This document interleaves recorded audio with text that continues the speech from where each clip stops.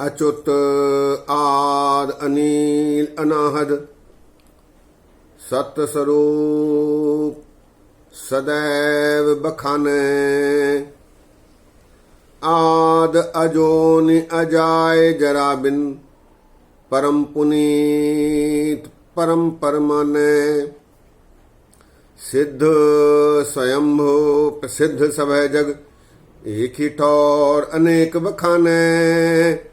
रे मन रंक कलंक बिना हरि तय कह कारण ते न पहचाने। सत्कारयोग सत्संगियो वाहिगुरु जी का खालसा वाहिगुरु जी की फतेह। ये सवैया 33 सवैयों में 5वां सवैया गुरु गोविंद सिंह जी महाराज जी का है। महाराज ने इस सवैये में परमात्मा की पहचान करने की सलाह दी है, क्योंकि परमात्मा सर्वत्र में व्याप्त है, सभी उसको पूजते हैं, ऐसा महाराज ने दर्शाया है। महाराज कहते हैं अच्युत आदि अनील अनाहद सत्य स्वरूप सदैव बखाने। अच्युत अच्युत अर्थात अडोल अटल। इस शब्द का प्रयोग अकाल पुरख परमात्मा वाहिगुरु के लिए गुरबाणी में बार बार किया गया है। अच्युत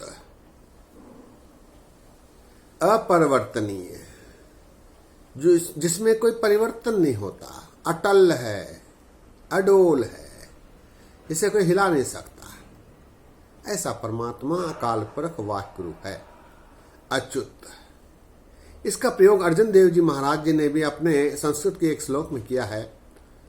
कतंच माता कतंच पिता कतंच बनता विनोद सुतः कतंच भ्रात मीत हित बंधो कतंच मोह कुटुंबते कतंच चपल मोहनी रूपं पेखंते त्यागं करोति रहंत संग भगवान सिमरन नानक लब्ध्यं अच्युत तनः। रहंत संग भगवान सिमरन नानक लब्ध्यं अच्युत तनः। अच्युत परमात्मा। एक और श्लोक में महाराज अर्जुन देव जी कहते हैं, सिर मस्तक रखिया पार ब्रह्मं हस्तकाया रखिया परमेश्वर है। आत्म रखिया गोपाल स्वामी धन चरण रखिया जगदीश्वर है। सर्व रखिया गुरुदयाल है भय दुख विनाशन है। भगत वत्सल अनाथ नाथे शरण नानक पुरख अच्युत है। भगत वत्सल अनाथ नाथे शरण नानक पुरख अच्युत है। अच्युत है, अच्युत। इस शब्द का गुरबाणी में बार बार प्रयोग हुआ है। गुरु गोविंद सिंह जी महाराज जी ने भी इस सवैये में पहला शब्द अच्युत रखा है।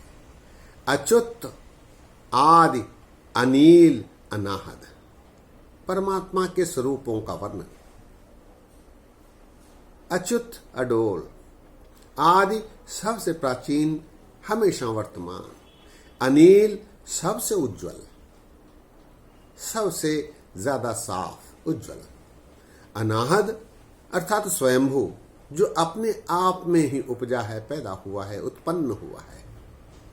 अच्युत आद अनील अनाहद सत्य सदैव, वो परमात्मा जो सदैव सच्चा है, सच्चे के रूप में इसका बखान संसार में होता रहा है। सत्य स्वरूप सदैव बखाने, सदैव परमात्मा का बखान सच्चे परमात्मा के रूप में, सच्चे के रूप में सदैव इसके स्वरूप को सच्चा मानते हुए बखान किया जाता रहा है। अच्युत आदि अनील अनाहद सत्य स्वरूप सदैव बखाने। आदि अजोनि अजाय जराबिन परम पुनीत परम परमाने। आदि सबसे प्राचीन, सदैव वर्तमान। अजोनी, वो किसी योनियों में नहीं, वो जन्मता मरता नहीं। आदि अजोनी। अजाय, वो पैदा नहीं होता, जाया नहीं होता। जाय अर्थात पैदा होना। अजाय। आदि अजोनी अजाय जरा बिन। जरा अर्थ कहते हैं बुढ़ापे को। वो बुढ़ापे से विहीन है, उसे बुढ़ापा नहीं लगता। आदि अजोनी अजाय जरा बिन। परम पुनीत, सबसे वो पवित्र है, पुनीत है। परम्पर माने परंपरा से, परंपरागत रूप से इसका सदैव लोग इसे पवित्र परमात्मा के रूप में मान रहे हैं। आदि अजोनी अजाय जराबिन, परम पुनीत, परम्पर माने। सिद्ध स्वयंभु प्रसिद्ध सवै जग, एक ही ठौर अनेक बखाने। वो सबसे बड़ा सिद्ध पुरुष है, सभी सिद्धियों का मालिक है। सिद्धि स्वयंभु, वो अपने आप में उपजा है। सिद्ध स्वयंभु प्रसिद्ध सवै जग, सारे संसार में केवल अकाल पुरख परमात्मा वाहिगुरु ही प्रसिद्ध है। इसके जैसा प्रसिद्ध कोई और नहीं। सिद्ध स्वयंभु प्रसिद्ध सवै जग, और वो एक ही स्थान पर स्थिर है, क्योंकि वो घट घट में व्याप्त है। एक ही टहर अनेक पछाने, उसे हर जगह पछाना जाता है। अकाल पुरख परमात्मा को संसार के प्रत्येक कोने में याद किया जाता है। एक ही ठौर, वो रहता एक ही जगह है, सर्वत्र में व्याप्त, और उसे हर जगह उसका बखान किया जाता है। एक ही ठौर अनेक पछाने, हर जगह उसकी पछान की जाती है।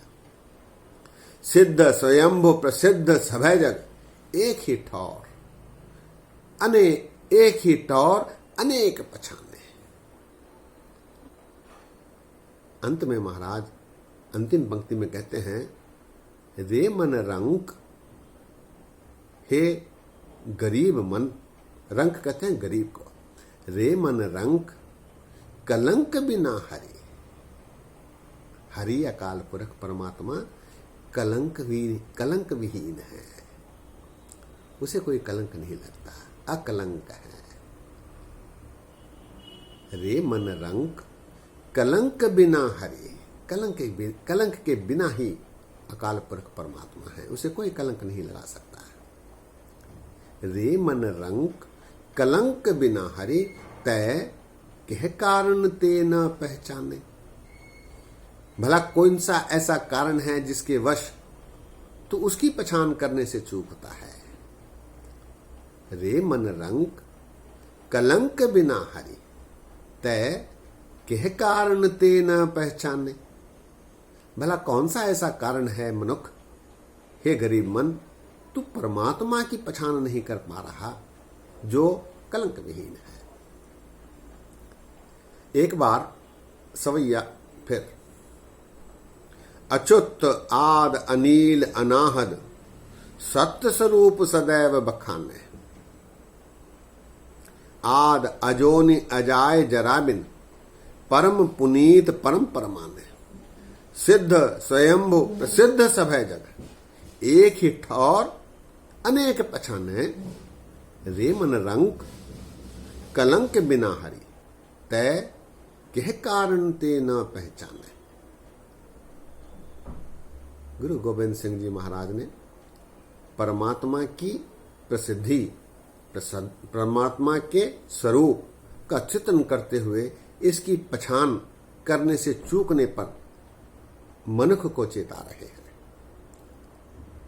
सत्संगियों, आज यही विश्राम है। धीरे धीरे कर्म कांडों की ओर ये सवैये अग्रसर होते हैं। जैसे ही उन कर्म कांडों आदि का चित्रण होगा वो आप जी के साथ साझा किया जाएगा।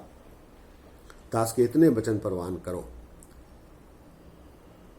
अनेक गलतियां हुई हैं, दास को माफ करने की कृपा करो। अगली बार अगले सवैये पर विचार साझे करेंगे। फतेह बुलाओ। वाह गुरु जी का खालसा, वाह गुरु जी की फतेह।